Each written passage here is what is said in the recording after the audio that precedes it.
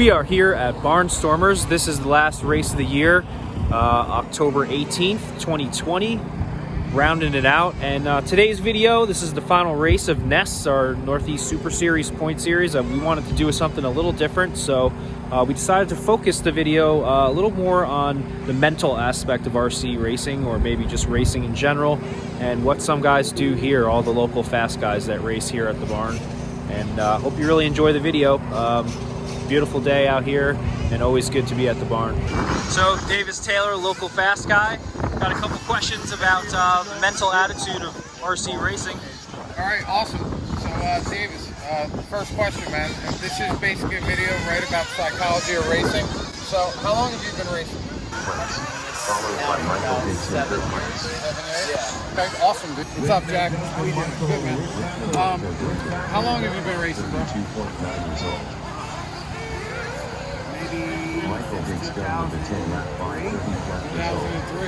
Nice, we're talking 17 years. Corey, first question, man. How long have you been racing? Racing for real, probably like 2 years. 2 years? Yeah. Cool, man. How long have you been racing for? About 30 years now, 35 years. Since 2009. Check it in, Andrew. Before check that it in. as a youth, but back into the hobby at 2009. What brand do you run? Obviously. It's pretty obvious, but Team Associated. Team Associated. All right. What brand is your brand that you run? Mugen? Okay. All right.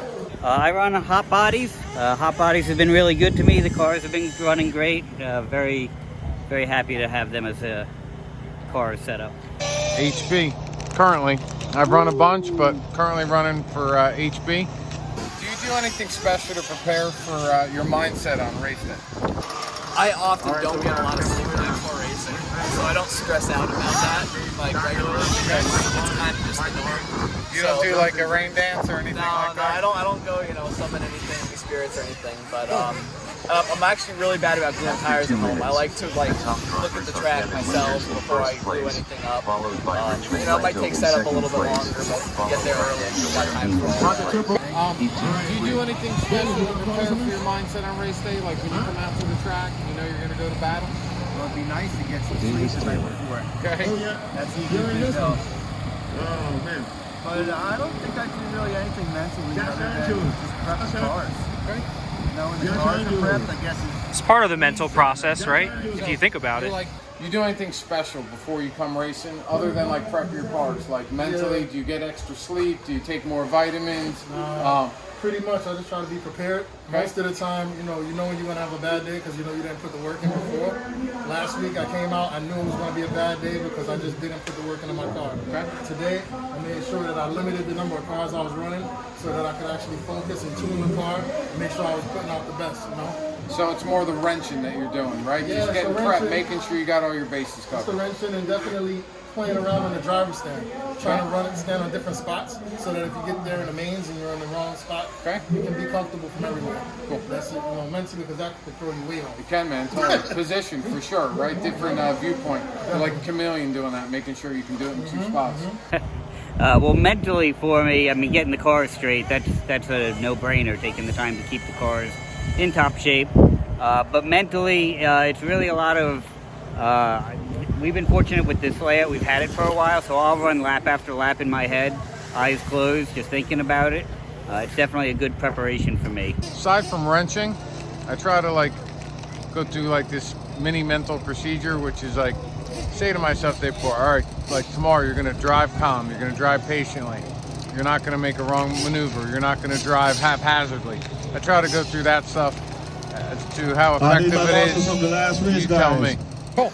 Do you get nervous at all anymore, or anxious when you're up in the driver's stand? Yeah, especially when they say your name, you get moving to the lead. What that happens TQ to you? pace. My knees get tight, my hands get a little, my elbows get a little light, and my hands get a little shaky. Your heart rate goes up, your breathing gets a little heavy, but it's important to try and bring yourself back down. Is there anything that you do to try to control that demon when you're up there? Yes, and it actually helps a lot. And I talk myself through every bit of the track. So if I'm coming up to a corner, I'm telling myself you got a left-hand corner, you gotta be careful. A couple laps ago, you caught an edge over here or whatnot, there's a bump. really give it the goose to get over the triple. So I'll like literally talk myself through Coaching yourself every kind of inch through of the the track. process, right? Because if I think of it, I just tell myself to do it, it's less impulsive and I don't get so snappy or grabby. I can kind of go with what I want to do and not what I'm going to do. Man, when you go up there, like a lot of racers sometimes, do you get nervous or anxious at all? At times. At times I'll get up there and I'll get the shakes and the butterflies and the shaky hand syndrome. Anything you do to deal with that when you're up there? When I'm up there, no, it takes over and there's no letting it.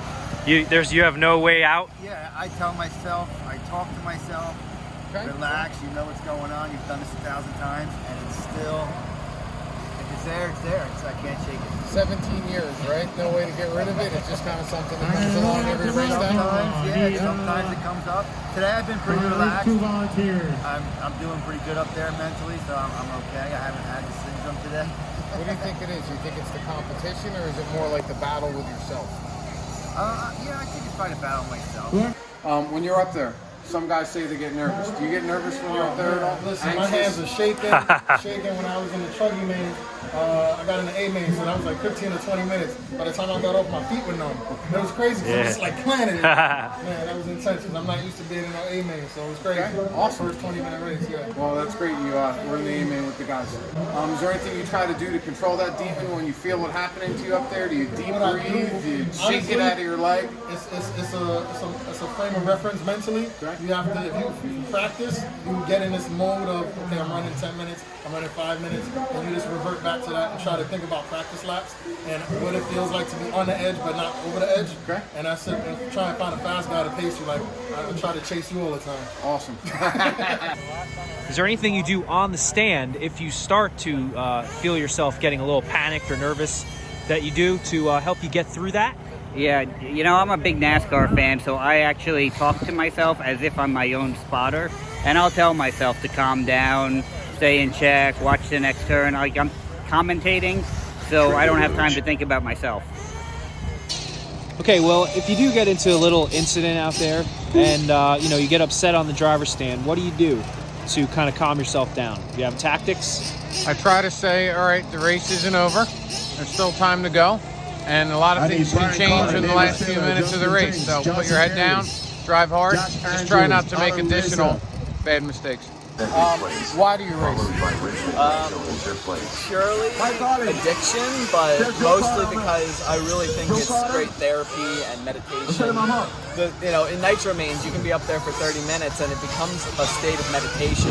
Doing something methodical and rhythmic for 30 minutes to an hour, you're really getting into the zone and you're in your own headspace. And, having a clear mindset and being able to calm yourself in that heated environment and be able to be in your own head is very big. So, Jack, why do you race, man? I see you out here all the time. You're out here with your kids. You're out here with a lot of equipment. Why do you race?